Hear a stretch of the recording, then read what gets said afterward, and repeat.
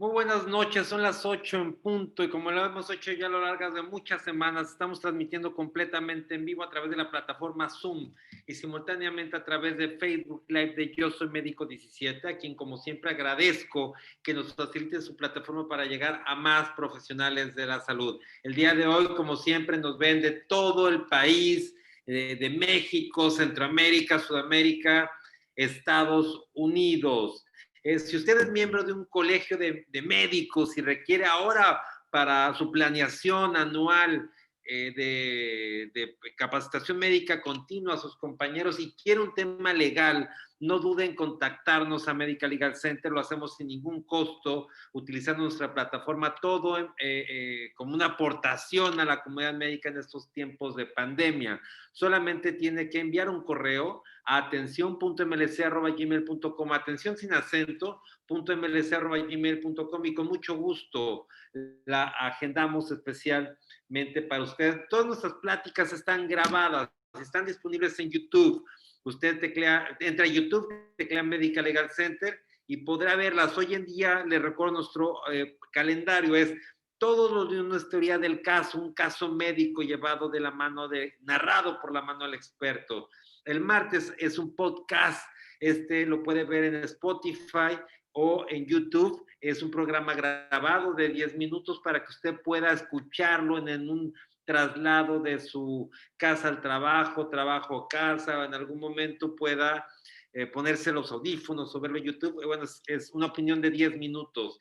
Esta semana tuvo que ver con aquellos aprendizajes que nos ha dejado esta gravísima pandemia COVID-19. Y el miércoles es otro programa grabado en vivo, que es la masterclass, que es un invitado con un tema médico regularmente, y es todos los miércoles. Y si existiera un caso, un tema especial, extemporáneo, tendremos un podcast el viernes. Luego entonces los programas en vivo es el lunes, el miércoles como ahora, y el podcast grabado es el martes.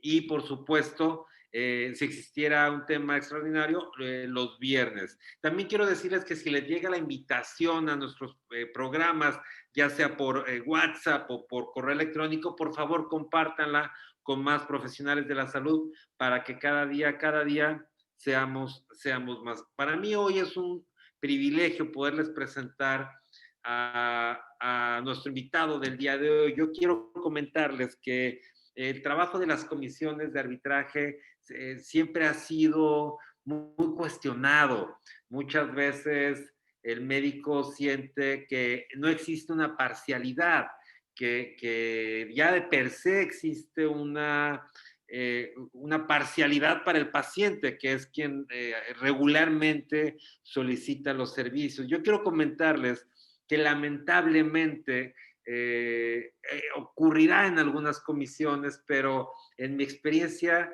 he visto también comisiones que han trabajado de una manera muy eficaz, muy eficiente, y no tengo empacho de decirlo, que las dos comisiones que siempre, sin lugar a dudas, siempre a ojos cerrados, me sometía a su buena opinión, por supuesto, fue a la Comisión de Sinaloa, estando la doctora Elena López Gavito en Mazatlán, y otra de ellas, sin lugar a dudas, la de Tabasco, con nuestro invitado del día de hoy. Y siempre lo he dicho, y digo, no tengo empacho de decirlo, porque sabía que al menos esas personas tenían mucho feeling y realmente confiaba mucho en su imparcialidad.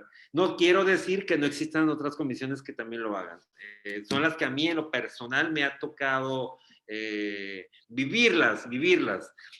Para mí es un gusto presentar a nuestro invitado, el doctor Gabriel Suárez Zapata. Él es médico cirujano, también es abogado, licenciado en Derecho, tiene una maestría en Psicología Jurídica y Criminología, es doctor en Derecho, es coordinador técnico de la Comisión Estatal de Bioética, responsable del programa Hospital Seguro en el estado de Tabasco y fue muchos años comisionado de arbitraje médico en el estado de Tabasco. Y él nos va a hablar de un gran tema que tiene que ver, que es nuestro paradigma en la solución de conflictos médico-paciente, que es lo que de entrada pensamos todos y que es una idea distorsionada de la verdadera alternativa que tenemos al respecto. Doctor Gabriel Suárez Zapata, muchas gracias por aceptar la invitación. Buenas noches.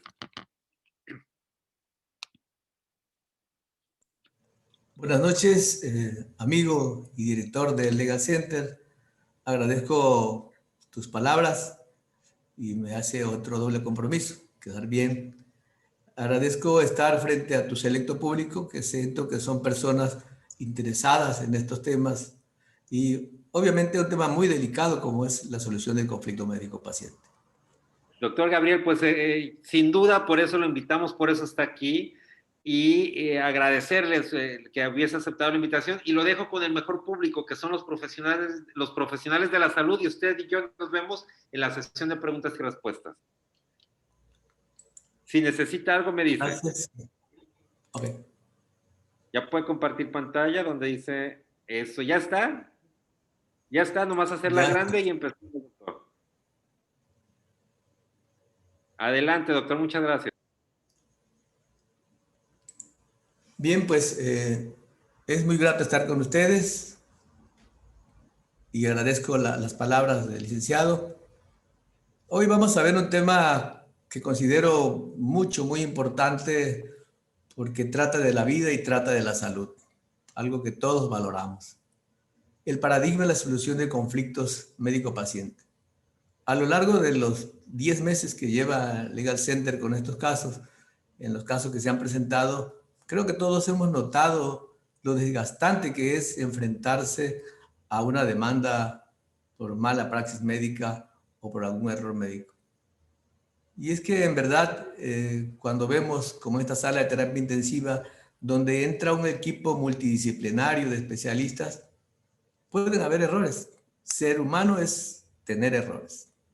Entonces, estos ocasionan en algunas situaciones daños que son tomadas como delitos y siento que no es lo correcto. Por eso es mi preocupación, por eso es mi invitación a todos, para que entre todos busquemos cómo encontrar una salida adecuada para este conflicto médico.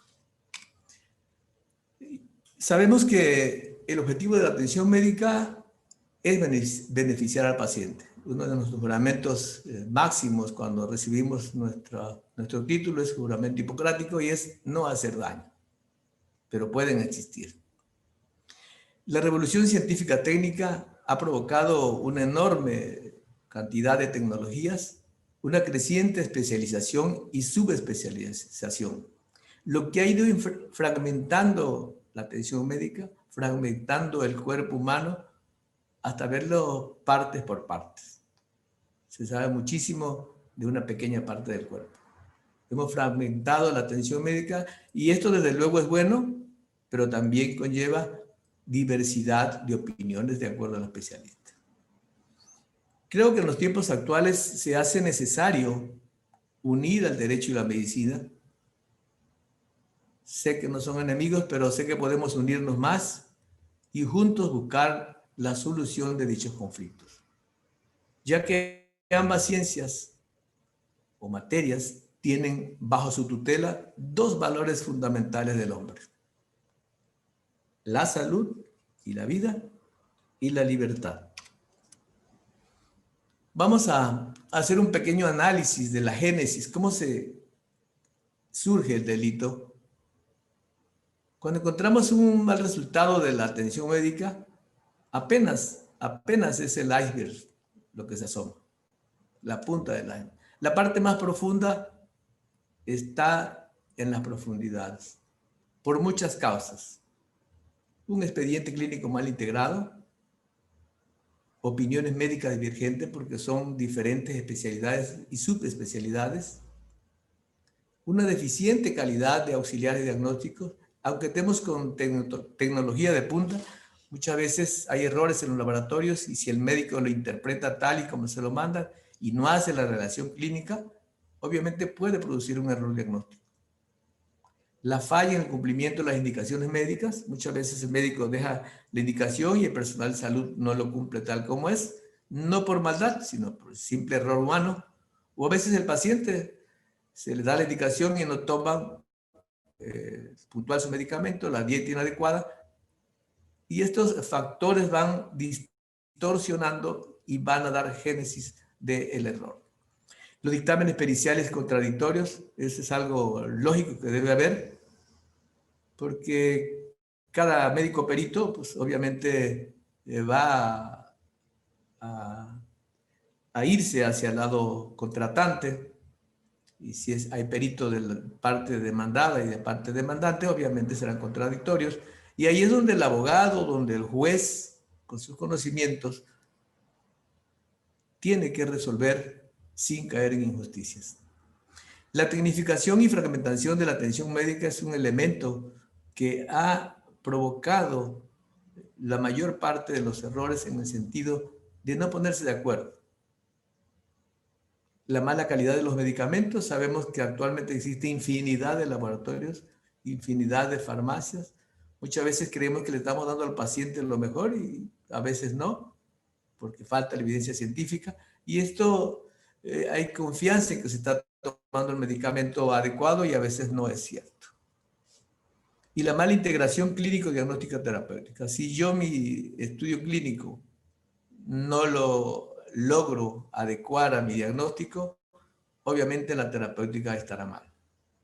Y lo más importante, que aquí es donde siento yo que debemos trabajar todos, la respuesta aleatoria del organismo. Un medicamento, lo que a un paciente le puede hacer bien, aún para la misma enfermedad, a otro paciente le hace daño o le provoca algún accidente. Un ejemplo sencillo, el metamizol. Hay personas que son alérgicas a esto y podemos matarle con una inyección. Y para otros puede quitar la fiebre y el dolor. En este sentido, vemos que son múltiples factores lo que nos conllevan hacia mal resultado de la atención médica. Pero si ustedes se fijan, no vemos ningún carácter doloso en estas situaciones. Pueden ser errores y es correcto. El ser humano es una persona que puede errar. Pero por esto es que es importante buscar entre todos cómo solucionar de la mejor manera los conflictos médico-paciente. Y le digo que es importante porque la salud es el segundo valor más importante en todo ser humano. Sin él, ningún otro valor puede ser disfrutado. Dicen que la salud no es el todo, pero sin ella nada sirve. Con el fin de poder tener, que todos tengamos un enfoque correcto de la temática o del tema, me permití encuadrar, para no salirme de la plática, en varios cuestionamientos o preguntas que la dejo al aire. Primero, definir el paradigma. Yo creo que es algo justo y necesario, ¿no? Sabemos que el paradigma se utiliza dentro de las ciencias y es un conjunto de teorías que sirve de modelo a seguir para resolver problemas o situaciones determinadas que se planteen. Es decir, en la solución del conflicto médico aún no contamos con un paradigma o con un modelo a seguir. Se han intentado, pero no se ha logrado por múltiples causas. Y de eso se trata este tema. Delito. Sabemos que la teoría del delito define el delito de una manera general y de maneras específicas. El dolo y la culpa. Estas dos palabras que aparentemente discrepan mucho tienen un hilo muy fino donde romperse. Cuando estamos ante una duda o ante una subjetividad y cuando no. Esto se tiene que resolver a través de la ley. Y entonces diremos ante estos conflictos, ¿cuál realmente sería el modelo idóneo de la solución de conflictos? Y es lo que me gustaría que todos, si es posible, nos volcáramos en esta parte y buscáramos qué hacer para esta parte. Porque algo que es importante saber es que algún día seremos pacientes y nos gustará la mejor atención y nos gustará la justicia para lo que tenga que hacerse. Tenemos que buscar entre todos y valorar si realmente hay alguna viabilidad de solucionar los conflictos por la vía de los mecanismos alternos de solución de conflictos, que platicaremos más adelante. El papel de las comisiones de arbitraje médico y los colegios médicos, muchas veces yo estuve afortunadamente al frente de una comisión de arbitraje médico, muchas veces los problemas no son tanto las comisiones, ni son tanto los colegios médicos, sino simplemente la falta de puntos de acuerdo para poder arribar, para poder llegar a un punto donde no exista esa duda de que exista una confianza en esa administración de justicia. Y vamos a revisar muy enfáticamente cuáles son las facultades de los colegios médicos, por qué son importantes los colegios médicos desde el punto de vista de la solución de los conflictos. Entonces, dejo estas preguntas al aire y ojalá podamos darle respuesta y podamos incluirnos en ello. Entonces vamos a decir que la relación de la medicina y el derecho es un binomio interdisciplinar, porque tutelan valores fundamentales. La medicina valora la vida y la salud y el derecho tutela la libertad, algo muy preciado para el hombre. Entonces no debemos pelearnos, sino debemos juntarnos para resolver estos tipos de conflictos. Decimos que la medicina y derecho comparten funciones terapéuticas determinadas y esto determina el grado de civilización de un pueblo. Se dice que a mayor salud, a mayor libertad, existe un pueblo más productivo. Y esto es muy cierto. La medicina diagnostica el grado de salud del sujeto y aplica el tratamiento curativo que él a su criterio considera idóneo, o en sus casos, el tratamiento paliativo. El derecho actúa como solución frente a las patologías de las relaciones sociales, proponiendo soluciones legales y pacíficas y equitativas que garanticen la convivencia social. Y lo subrayo porque el objetivo no es ganar o perder una demanda, sino simplemente que sea equitativo. Los dos son seres humanos, tanto el médico como el paciente, y que no se viole ninguno de los derechos. Y con esto evitaríamos la reacción vengativa del afectado contra el ofensor. Cada día que yo escucho médico detenido, escucho que se pierde esa confianza que debería existir siempre entre el paciente y el médico. Entonces, en términos generales, el delito lo definiremos en forma muy sencilla, que es el producto de la interacción social. Si hay sociedad, hay conflictos y desde luego se producen delitos. Y que ya no depende tanto del sujeto que comete el acto, sino depende del sujeto que valora el acto. Y aquí es muy importante donde se hace la referencia a los médicos peritos, a los abogados, cómo valoran el acto.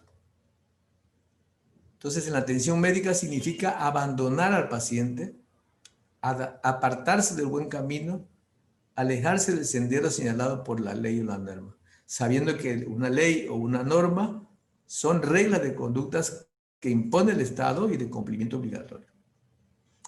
Entonces, en ese sentido, el delito es una acción, o sea, hago algo por mi voluntad o dejo de hacer lo que la ley me obliga a hacer. Y esto conlleva a producir el delito. Y viendo el delito en general, vemos que impera la voluntad. La voluntad te hace accionar o te hace omitir cualquier mandamiento de ley. Entonces, cuando estamos actuando o omitiendo, estamos generando un delito. Que en el caso de los delitos penales, que se llaman delitos dolosos, que ahí los códigos penales de todo el país, de todo el mundo, ya están tipificados cuáles son los de tipo doloso. Ya no hay que buscarle más. Y si tienen todas las constitutivas del delito doloso, obviamente ya tienen un proceso para resolverse. Entonces, para el derecho penal, los actos voluntarios con la intención de dañar. Ya ahí se va con la subjetividad de que quieres dañar. Y los delitos culposos, que son los que en el casi 90% de la demanda de los médicos es delito de tipo culposo, si no es más, es cuando no se lleva la intención de producir un daño. Y aquí se da la negligencia, la impericia, la imprudencia, y estos casos no deben judicializarse. Ningún médico debe ser detenido si antes no está sometido a una investigación completa y por pares y por gente con experiencia en el tema. En ambos casos de delitos, ya sea culposo o doloso, es importante demostrar la relación de causalidad, es decir, que se encuentre la manifestación de la voluntad y el resultado obtenido. Si mi idea es hacer daño, obviamente voy a encontrar el daño, pero tengo que demostrarlo. Igual, si mi idea no es hacer daño, encontraré, o el abogado o el perito, encontraré dónde está la falla y por qué se produjo ese hecho culposo. También sabemos que la ley, pues, obviamente tiene derechos y obligaciones, y el mismo Código Penal así lo tipifica, que el delito se excluye cuando el hecho se realiza sin la intervención de la voluntad de la gente. Es decir, si yo en un acto o en una omisión no está de por medio de mi voluntad, pues se juzga como un delito de tipo culposo, por culpa, por no hacer lo que tenía que hacer. Otra excluyente es la falta de alguno de los elementos del tipo penal. Todo delito penal tiene que ser típico, antijurídico y culpable. Y ya tienen una pena, ya tienen un proceso. También cuando se actúa con el consentimiento del titular del bien jurídico, en este caso la salud, o quien esté legitimado por la ley, también se excluye el delito si estamos cumpliendo, obviamente, con un consentimiento informado, adecuado y explicado. Pues los casos en que se obre por la necesidad de salvaguardar un bien jurídico de un peligro real, actual e inminente, como el caso que nos ocupa ahora, ¿no? De las pandemias.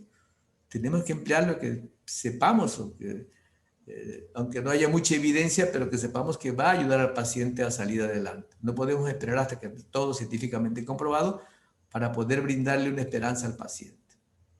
Estos excluyentes de incriminación son muy importantes de tomarlo en cuenta al momento de investigar un hecho médico.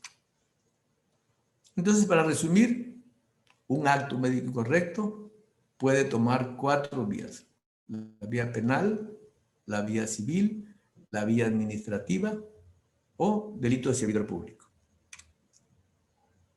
¿De dónde provienen los delitos de atención médica? Obviamente de la atención médica, ¿no? ¿Por qué razón? Porque es una actividad ejercida por un profesional de la salud, tiene una cédula profesional, ya sea médico, enfermera, psiquiatra, psicólogos, y tiene una libertad de decisión, tiene una libertad prescriptiva, pero siempre, siempre debe contar con el consentimiento del paciente, porque es su salud la que está de por medio. Sabemos que tenemos que tener una evaluación diagnóstica correcta, apegada a la norma oficial, los laboratorios auxiliares de diagnóstico, para poder integrar nosotros qué es lo que tiene el paciente. Y si integramos el diagnóstico adecuadamente, la prescripción será acorde al diagnóstico y el pronóstico exactamente igual, acorde a lo que hemos diagnosticado. Pero si este recogimiento de datos diagnósticos no lo hacemos adecuadamente, nuestro tratamiento y nuestro pronóstico será errado. Y esto nos dará la falla de la atención médica. Recordemos que estas fallas que se dan son sin la intención de hacer daño. Y es lógico, cuando estamos, por ejemplo, en una terapia intensiva, en donde se ven pacientes sumamente graves, el médico tiene que ser muy acucioso, determinar cuánto líquido entra, cuánto líquido sale, los sensores están colocados o no. Y en ese momento pueden haber muchos detalles que pudieran ocasionar un daño al paciente, pero sin la voluntad de hacerlo. Entonces, ante esto planteado, la pregunta sería, ¿cuál sería el método idóneo para la solución de conflicto médico-paciente? Sabemos que existen ya métodos, procesos, procedimientos totalmente ya implantados o implementados, por ejemplo, en los delitos de tipo penal, pues obviamente tienen que cumplir los elementos de culpabilidad, tipicidad y antijuridicidad. Esto no hay que buscarle más y son delitos que ya están tipificados. ¿Sí? En el área civil, aquí es donde cuesta un poquito de trabajo por la subjetividad. Se produce un daño sin la intención. Entonces, la misma ley establece que en estos datos o casos está obligado a la reparación del daño, porque eso es algo que es justo, pero nunca la pena privativa de libertad. En el área administrativa, si yo incumplí una norma de mi empresa o de mi trabajo, obviamente estoy en un proceso, para un procedimiento para que me suspendan o que me llamen la atención. Si soy un servidor público que trabajo para servicios de salud, pues tengo que apegarme a los mandamientos de este servicio público y pudiera suspenderme el contrato. Pero existe un procedimiento que se llama método alterno de solución de conflictos, que es un procedimiento no jurisdiccional, es una conciliación, es un tema que yo he visto en lo personal que no ha avanzado mucho por muchas causas. Muchas veces porque los abogados no se ponen de acuerdo y no se puede resolver en la parte de la conciliación. Y ahorita veremos cuáles son las ventajas de estos métodos alternos. Esta sería una propuesta de buscar realmente el método idóneo. Los métodos alternos, ¿no? Desde el 2008 se dieron sendas reformas a la Constitución, del artículo 16 al 22, y con el fin de pasar de un sistema inquisitivo. Antiguamente primero se detenía y después se investigaba. En el 1996, cuando se creó la Comisión de Arbitraje Médico, había muchísimos médicos detenidos y no podían resolverlo, porque primero detenían y después investigaban. Y si ya no hay cuerpo del delito, ya cómo investigas qué pasó. Entonces, estas reformas que se hizo fue para llegar a un sistema acusatorio adversarial. ¿Qué quiere decir esto? Primero voy a investigar, y aquí es importante la actuación de los abogados, investigar para después detener, para orientar el caso hacia dónde debe de ir. Cuando hay culpabilidad, pues tenemos que pagarla, pero sí que haya primero una investigación. Y partiendo de un principio fundamental, de un principio universal, que es la presunción de inocencia. Todos somos inocentes hasta que se nos demuestre lo contrario. Creo que esta parte de la reforma constitucional es algo que no ha permeado mucho en nuestro país por múltiples causas. En México este sistema se estableció a partir de 2016, algunos un poquito antes, unos un poquito después, pero más o menos a partir de esa fecha. Y este nuevo sistema, conocido también como sistema de justicia penal acusatorio, tiene como objetivo la solución de conflictos de una manera más pronta, más eficiente, más justa, más humana, transparente y respetuosa de las garantías individuales. Lo subrayo porque esto es importante, mi garantía de libertad. Si no me investigan, no pueden dictarme una orden de aprehensión. Entonces, en los casos que hemos visto de los expertos que presentan los casos, vemos cuánto tiempo llevan personas que llevan demandadas 5 años, 6 años, con un desgaste tremendo para ambas partes. Y aún después de resuelto el conflicto, ninguna de las dos partes queda satisfecha. La Ley Nacional de Mecanismo Alternativo de Solución de Conflicto o Justicia Alternativa es un procedimiento no jurisdiccional, o sea, no requiere la presencia del juez para solucionar un conflicto de índole civil, familiar, mercantil o inclusive penal. En las salas penales se practica la conciliación, pero no he visto que permee en la solución de los conflictos. ¿Y qué es lo que busca? Una solución que ponga fin a la controversia mediante el acuerdo de voluntades. Desde luego estando pendiente los profesionales del derecho para que no se viole ninguno de los derechos de las partes y sea equitativa la solución. y las resoluciones de la justicia alternativa serán irrecurribles y adquirirán la categoría de cosa juzgada por el simple hecho de que hay un acuerdo de voluntades y que está vigilado por profesionales del derecho. Entonces, ¿por qué se justifican los mecanismos alternos? Las autoridades encargadas de la política criminal, que es una institución, reconocen el hecho de que el delito es un conflicto humano y como tal puede ser resuelto por las mismas partes que lo han vivido. O sea, nadie sabe mejor lo que pasó que las personas que intervinieron. Lo demás son investigaciones o evidencias, pero los que saben qué pasó fueron las personas implicadas en el hecho. Prescindiendo así de la función punitiva del Estado, que tiene como consecuencia altos costos sociales para ambas partes en el litigio. Hemos visto compañeros que pasan 3, 5 años en la cárcel, desgastados, afectando su patrimonio, o pacientes que no se les puede apoyar porque tienen una demanda entablada. Entonces, este desgaste, este tiempo perdido, si se hace una buena investigación, puede resolverse de una manera más favorable para ambas partes. ¿Cuáles son las ventajas de esta ley?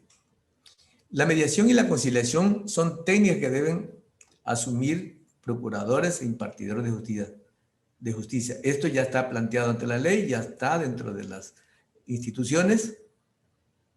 No ha permeado mucho, pero hay que ver la forma o buscar la forma de que sea utilizable. Por la ventaja siguiente. Primero, reduce la carga de los jueces. Sabemos que un expediente se lleva 5 años de que pase desde la parte baja del escritorio hasta la parte de arriba. Y hay muchas cosas en las que se pierden. Entonces, los jueces a veces son tantos los casos que le dan prioridad a veces al más urgente y van quedando atrás otros temas. Desde luego que disminuye el costo del procedimiento judicial. Obviamente el demandado, pues obviamente tiene que defenderse, tiene que pagar un abogado, el demandante tiene que pagar un abogado y son años de gastos sin a veces lograr nada.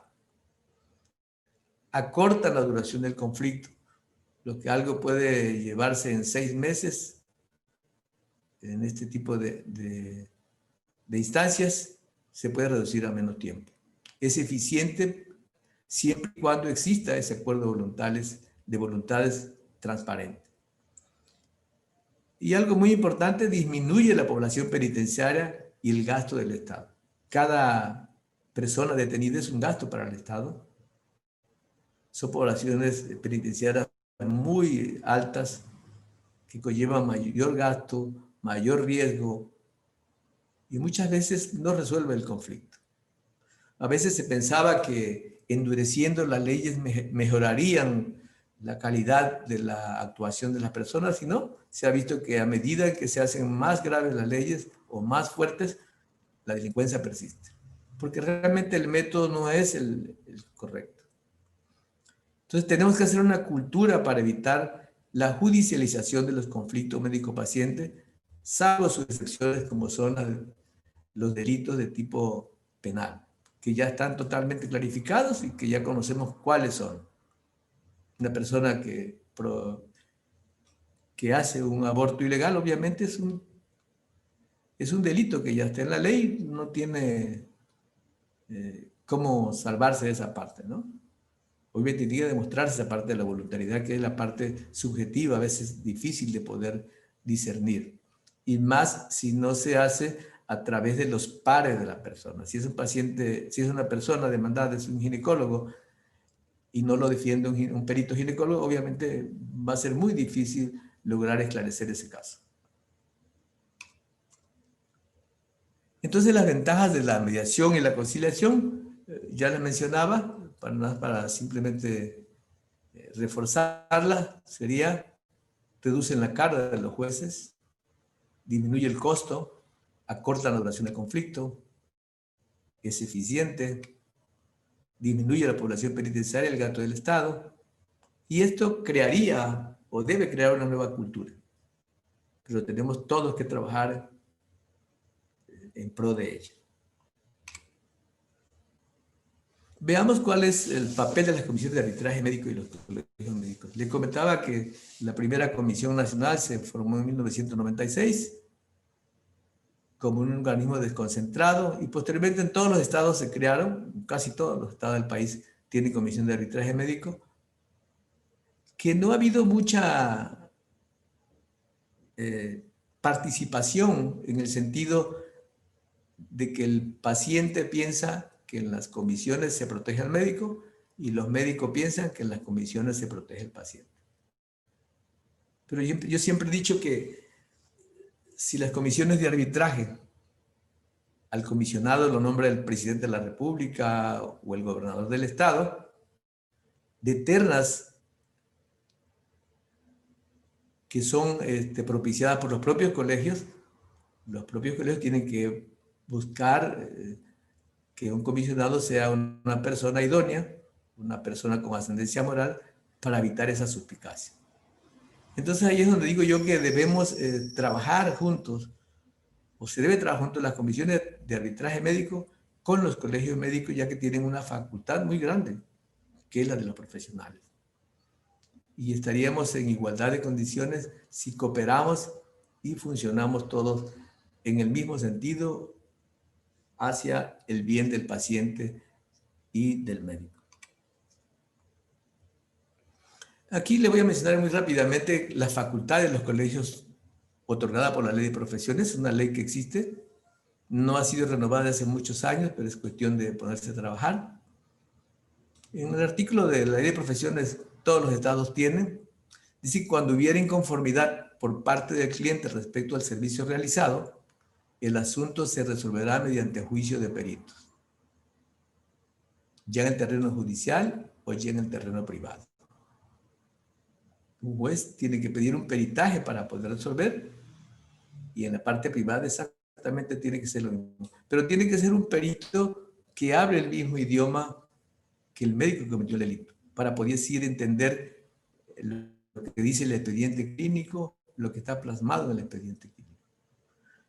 Y aquí establece que el perito debe tomar en consideración para emitir su dictamen las circunstancias siguientes. Uno, si el profesionista procedió correctamente dentro de los principios de la lex artis. Nadie lo sabe mejor que los propios médicos, que los propios peritos. Si se dispuso de los instrumentos y recursos de acuerdo a las circunstancias del caso y el medio en que se preste el servicio, igual.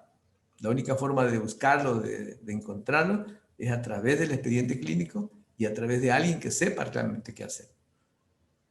Si en el curso del trabajo se tomaron todas las medidas indicadas para obtener buen éxito, si se dedicó el tiempo necesario para desempeñar correctamente el servicio convenido y cualquier otra circunstancia que en el caso especial pudiera haber influido en la deficiencia o fracaso del servicio prestado.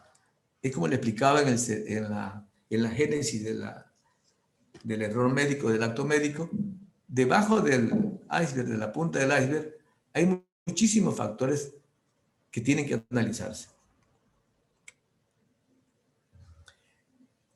Los colegios tienen unas facultades ya estipuladas, ya medibles, y es la ordenación del ejercicio de la profesión médica, la representación exclusiva de la misma y la defensa de los intereses de sus colegiados. La salvaguardia y la observancia de los principios deontológicos, éticos, sociales, del ejercicio de la medicina, de su dignidad y prestigio. La participación con los organismos públicos y privados en la redacción de planes y asuntos de su profesión. Muchas veces vemos que hay algún cambio de norma y a veces los médicos no participan, los colegios no participan, y es una obligación que tenemos como médicos. La participación de los colegios en los planes de estudio es algo muy importante. Las universidades requieren de los médicos para planes de estudios y a veces no nos inmiscuimos en esta parte. La ordenación de la actividad profesional de los colegiados, velada por la ética y dignidad del profesional. Y la participación en la actualización continuada de los posgraduados. Médico que no se actualiza es médico que pierde. Al final de cuentas, la misma Ley de Profesiones establece ¿Cuál es la obligación del profesional de salud y de todo profesionista? Dice que el profesionista está obligado a poner todos sus recursos, sus conocimientos científicos y recursos técnicos al servicio del cliente. Algo tan sencillo, ¿no? Pero obviamente si yo no me actualizo, si yo no aprendo tecnología, ¿qué le ofrezco al paciente? Y ahí es donde vienen los errores y ahí es donde vienen lo que tiene que investigarse. Y obviamente en el caso de urgencia inaplazable, los servicios serán prestados en el momento en que se requieran. Y esto es una obligación no solo de los profesionales de la salud, sino de todo ser humano para apoyar a un ser humano. Entonces, la obligación del profesional de la salud realmente es sencilla si nos apegamos a la normativa que existe. Cuando estaba en la comisión de arbitraje, revisamos muchísimos expedientes. Un ejemplo es esta parte que si ponemos a buscar si se cumplió o no se cumplió, no encontraríamos ni cómo justificarlo. Y estoy seguro que muchos compañeros coincidirán con esto. Y esta es una norma, el 5.1 numeral del expediente clínico, dice: las notas en el expediente deberán expresarse en lenguaje técnico médico, sin abreviaturas, con letra legible, sin enmendaduras ni tachaduras y conservarse en buen estado. Ante esta nota de evolución, el perito, por muy bueno que sea, no encontraría cómo apoyar o cómo desvirtuar lo que el médico quiso hacer o no hacer. Entonces vemos al final de esta plática que el expediente clínico y el consentimiento informado son pilares en la atención médica. Que si nosotros como médicos nos comprometemos a recabar toda esta información en forma adecuada y si luego actuando con base de bioética, que primero no hacer daño, todo en favor del paciente, la equidad, la autonomía, podremos superar cualquier demanda siempre y cuando se cumplan con estos principios básicos y no llegar a lo que decía la ciencia sin conciencia es la ruina del alma. Entonces el paradigma aquí sería la justicia alternativa. ¿Podría ser un método idóneo de solución de demanda en el conflicto médico-paciente? Esto quedaría al aire y bueno, creo que sería el momento oportuno de platicar entre todos, contribuir entre todos y buscar la forma de cómo hacer para que en la solución de los conflictos médico-paciente sea una forma equitativa para ambas partes, sin pisotear la dignidad ni los derechos tanto del demandante como demandado, porque ambos son seres humanos, ambos están expuestos a errores y es nuestra obligación como médicos y como abogados buscar una solución y buscar la equidad en esta solución de los conflictos. Gracias. Doctor Suárez Zapata, como siempre, muchísimas gracias. Nos ayudaría a dejar de eso, ya, perfecto, muchas gracias. Bueno, yo antes que nada quiero comentar que entre ahorita los comentarios había hecho el hincapié que de la comisión de Sinaloa con la doctora Elena y su comisión en Tabasco, cuando usted fue comisionado, pero por supuesto aclaré que no fueron, que había otras también que habían hecho las cosas bien, porque ya vinieron reclamos, no hubo reclamos, pero sí, por ejemplo, el doctor Rada en San Luis Potosí es otro caso. Ahorita no tengo mente para todos, pero claro que ha habido comisiones con muy buena actividad, que yo los felicito, que han trabajado mucho más en tratar de evitar casos, que ese presupuesto enfocarlo a capacitación al médico, etcétera, que es donde siento que es el punto medular. Doctor, yo le quiero hacer una pregunta antes de entrar a las preguntas del público. Particularmente este método alterno de solución de controversias no existía con el anterior sistema de justicia penal. Hoy, con el actual sistema de justicia penal vigente a partir del 2016 en todo el país y también en el ámbito civil, es obligatorio ya en la etapa inicial de la carpeta de investigación, reunir a las partes para ver si pueden llegar a un arreglo en todos los casos que no ameritan prisión preventiva oficiosa, que son todos los casos, entre los cuales están todos los casos médicos.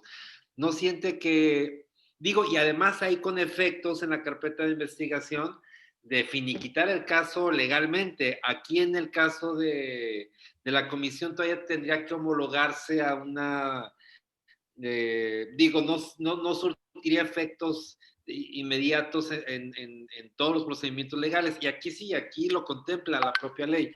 ¿Usted no considera que esto viene a disminuir el trabajo de las comisiones de arbitraje médico y en algún momento la parte de conciliación hacerla obsoleta porque ya es una opción que antes, digo, cuando nacieron las comisiones no había esta opción, pero ahora ya la contempla la ley en todas las carpetas de investigación y al inicio en la etapa inicial de los procesos civiles? Bien, es una buena pregunta y una buena observación. Yo tuve mucho tiempo en la Comisión de Arbitraje y ahí logramos nosotros un convenio en que los casos que la Comisión dictara una determinación se daba como caso totalmente terminado. Inclusive se fueron a la vía del amparo y el juez determinó que lo que la Comisión decía. Pero eso depende de cada estado. Yo tuve la oportunidad de trabajar con gente muy activas en la Comisión de Arbitraje y se lograron algunos avances.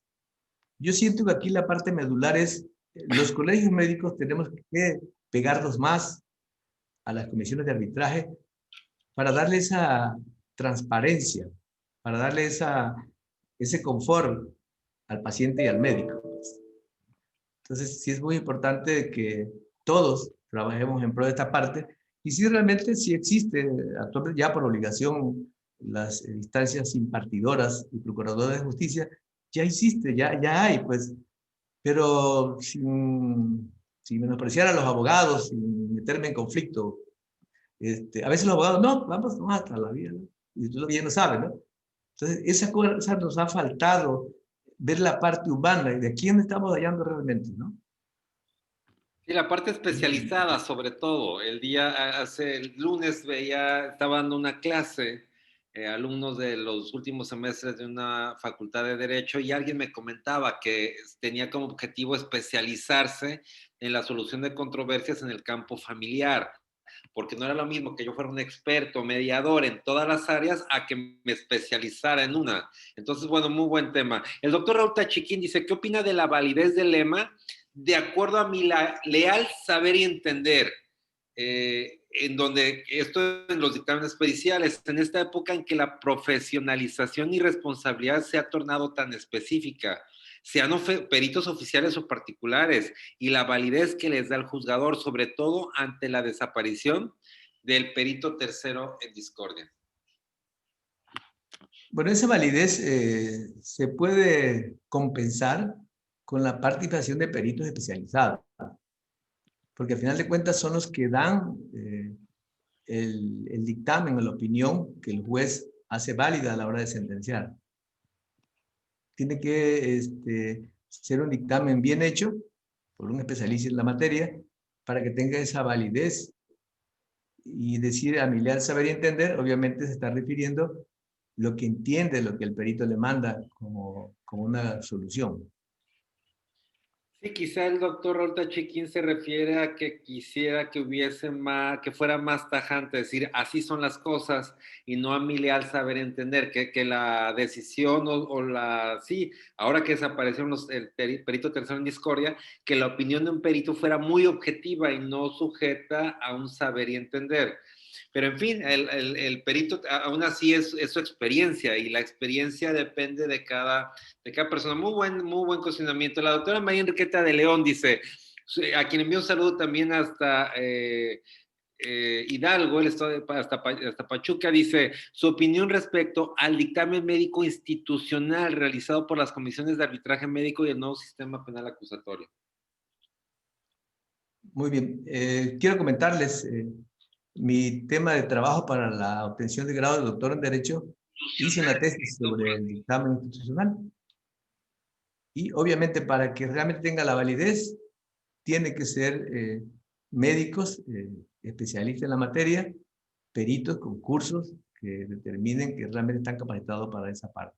Y sí tiene una función de ser Y ahí sí no sería familiar saber y entender, sino simplemente la opinión del perito institucional. Que sería como, esto es porque ya se estudió que así es.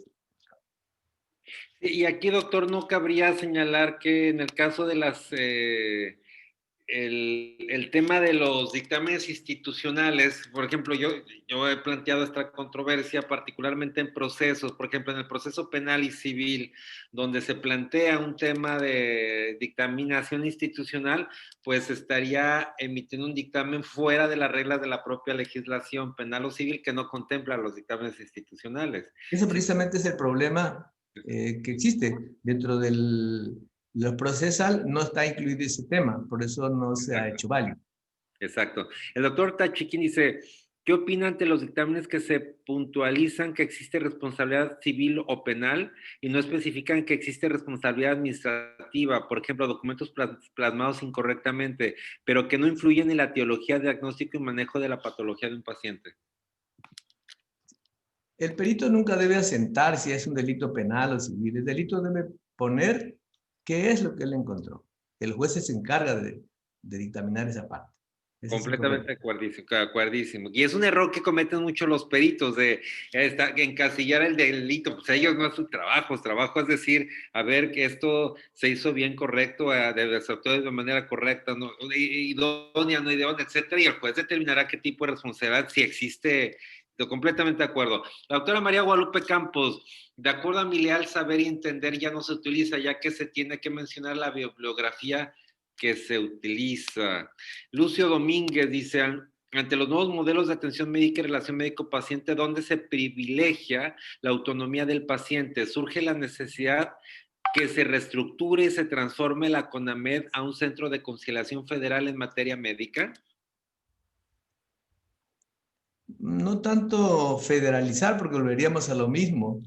Cada estado tiene su propia legislación, tiene su autonomía y cada estado pudiera resolverse los problemas siempre y cuando sea una participación equilibrada entre los colegios médicos y las comisiones de arbitraje médico.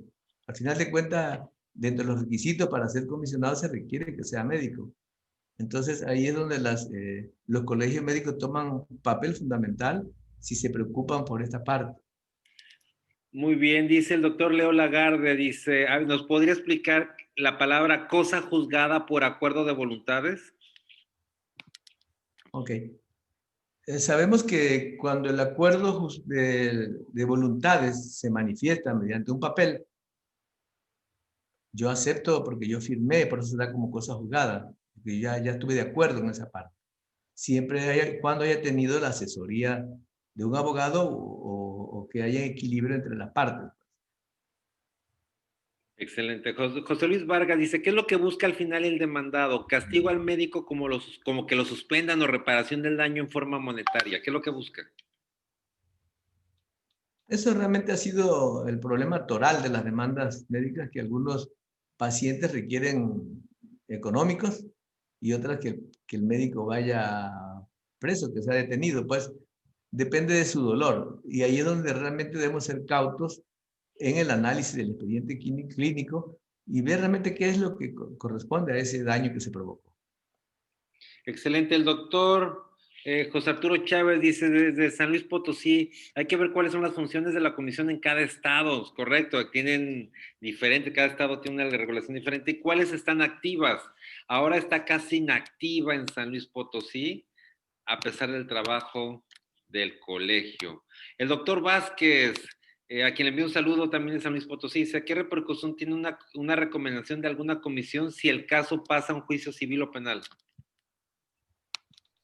Cuando la comisión detecta que hay un dolo, que ya es un hecho penal, da parte a las autoridades. Cuando no, él lo resuelve, lo puede resolver la comisión de arbitraje médico. Sí, y bueno, cuando lo envía, pues sí, el juez es libre de establecer si le toma valor o no a ese dictamen pericial. Regularmente se lo dan. Raúl Tachiquín, ¿qué hay de la mediación en la solución de conflictos? ¿Lo sabe lo sabe de algún estado en la República Mexicana? Que sí Pues hay. la mediación es la parte de los mediadores. Pues, debe haber una escuela, o ya hay escuelas para mediadores, los cuales deben saber conciliar, saber mediar para poder resolver conflictos, siempre y cuando se tome muy en cuenta la voluntad de ambas partes. Gildardo dice, las comisiones de arbitraje médico, los medios alternos de solución de controversias, tienen como función primordial el avenimiento o conciliación entre las partes en conflicto, pero ¿cómo lograr esa equidad que se menciona? Que debería reinar entre ambos, esto es entre el médico y el paciente, cuando en su inmensa mayoría el paciente solo quiere conciliar mediante la satisfacción de sus pretensiones económicas. Es ahí lo difícil. Generalmente muchos de los pacientes que van a una comisión de arbitraje a veces van asesorados por abogados que les dicen, no, tú no concilies si no te pagan. Entonces a veces eso echa a perder la buena voluntad de la conciliación. Exacto. Por eso les comentaba al principio que este es el momento de unir esfuerzos tanto de abogados como médicos para tratar de buscar una salida justa a los problemas. Excelente. Dice, en ocasiones se nos pide intervención como peritos, pero hábilmente nos piden que lo hagamos como labor social, es decir, gratuita. Por supuesto que esto no debe ser así. El perito debe remunerar. ¿Cuál es su opinión? Es correcto. Ser perito requiere un desgaste, requiere un esfuerzo tanto físico como económico y debería remunerarse. Esa es la parte en que a veces, por ejemplo, las fiscalías o los jueces no tienen peritos para cada especialidad porque no les pagan. Entonces, a veces el perito pues, no se arriesga a esa parte. ¿Existe tiempo límite de prescripción en una demanda? En la vía civil son 10 años, en la vía penal son 5 años, dependiendo de cada estado. Cada estado tiene su propia reglamentación en esa parte. Teodula Saavedra envía saludos. Dice Miguel Oyoa, interesante plática. Guadalupe Flores, muy interesante. Felicidades. Ana Rosa Carriedo, también tema muy interesante. Fabiola Alejandra Suárez, Arturo Chávez.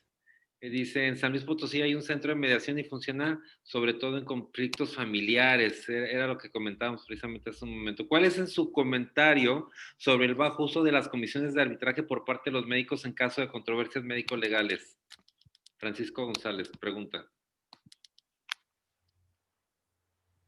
Generalmente las comisiones de arbitrajes, cada estado es diferente, ¿no? En cuanto a su funcionamiento. Debería permear ahí la transparencia en cuanto a la persona que está al frente de la comisión y evitar esa parte que haya existe la influencia para evitar los malos entendidos. Excelente.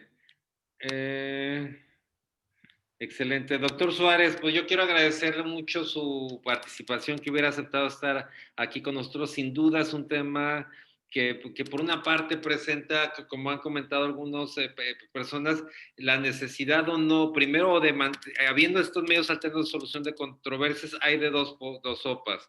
O se revitaliza o se renacen las comisiones con mayor confianza y especializándose más en el tema, o quizá el que ya se pueda ofrecer este medio alterno en una controversia penal o civil, seguramente va a hacer que disminuya el trabajo por lo pronto de la mediación o la conciliación, que es la parte que más aportaría a la sociedad, más que el arbitraje incluso. Y bueno, pues esperemos que la propia marcha de la comunidad médica nos guíe al respecto. Doctor Suárez Zapata, por favor, su mensaje final para la comunidad médica. Bueno, agradecerles la oportunidad de estar con ustedes. Y bueno, tenemos que trabajar mucho, en verdad, porque caer en un delito es algo tan sencillo que en un abrir y cerrar de ojos nos metemos en algún problema de tipo legal y realmente es algo muy desgastante. Tenemos que trabajar con los colegios médicos, tenemos que trabajar con las comisiones de arbitraje. Actualmente existen cursos ya de mediación y conciliación. Yo creo que la única forma de que las comisiones logren permear o seguir presentes es que su gente se especialice en esta parte para poder seguir trabajando en bien de la salud. Excelente, muchísimas gracias, doctor Suárez Zapata, como siempre. Y yo quiero agradecer a todos ustedes que se hayan conectado el día de hoy. Nos vemos, si no ocurre nada extraordinario, el próximo lunes en la sesión de teoría del caso, un caso llevado de la mano del experto. Ya tenemos a nuestro invitado, les dejaré ahorita la información. El miércoles también una masterclass en vivo. Acuérdense, los martes es podcast y el viernes si existe un tema extraordinario. Esta plática está grabada y pueden volver a verla en YouTube. Entren a YouTube, teclean Medical Legal Center y están ordenadas por programas. Teoría del caso, masterclass y los podcasts. Les recuerdo que si usted es miembro de un colegio médico y requiere su programación o dentro de su programación de capacitación médica continua requiere de las pláticas de Medical Legal Center, no duden en contactarnos. atención.mlc@gmail.com, atención sin acento, y con mucho gusto nos solicita la plática, la agendamos sin ningún costo para ustedes. Hospital público, privado, hoy no importa, se trata de aportar a la comunidad médica, lo hacemos con mucho gusto. Hasta el próximo lunes en vivo. Como siempre, muchas gracias y por favor, sé que el tema de la pandemia está especialmente difícil. Por favor, cuídense. Buenas noches, doctor Suárez Zapata. Muchas gracias. Buenas noches, buenas noches, buenas noches. Gracias.